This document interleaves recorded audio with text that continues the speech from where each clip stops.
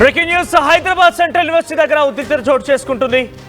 HCU విద్యార్థులపైన పోలీసులు lathi charge చేశారు. జీవ వైవిధ్యాన్ని కాపాడాలంటూ విద్యార్థులు నిరసన వ్యక్తం చేస్తుంటే ప్రభుత్వ నిర్ణయానికి వ్యతిరేకంగా ప్లకార్డులు ప్రదర్శిస్తున్నారంటూ సేవ్ ఫారెస్ట్ అంటూ పెద్ద ఎత్తున విద్యార్థులు అక్కడికి వచ్చి నినాదాలు చేస్తున్నారంటూ పోలీసులు వాళ్ళపైన లాఠీ జిలిపించారు. సోషల్ మీడియాలో ఇప్పుడు ఆ వీడియోలు వైరల్గా మారాయి.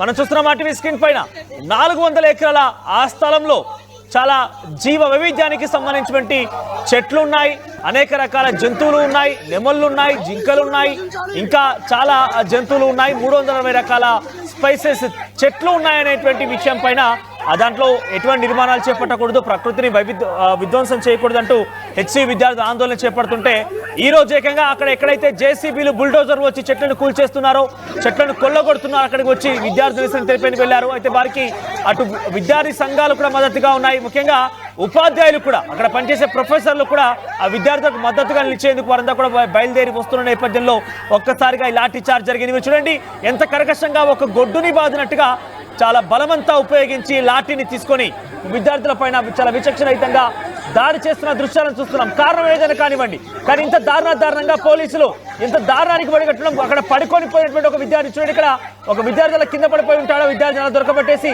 కాళ్ళు చేతులు విరగొట్టేసే విధంగా ఆయన్ని పట్టుకొని మోసుకొని వెళ్తున్నారు. లాఠీతో ఎలా దాడి చేస్తున్నారు చూడండి. ఇటువంటి సంఘటన హెచ్సి దగ్గర చోటు చేసుకుని ఎక్కడ చూసినా కూడా హెచ్సియు పరిసర ప్రాంతాలు మొత్తం కూడా ఆందోళన రేకెత్తిస్తున్నాయి. విద్యార్థుల ఆందోళనతో పెద్ద ఎత్తున హై టెన్షన్ నెలకొంది. ఒకసారి ఆ దృశ్యాలను చూద్దాం. పోలీసులు నశించాలి.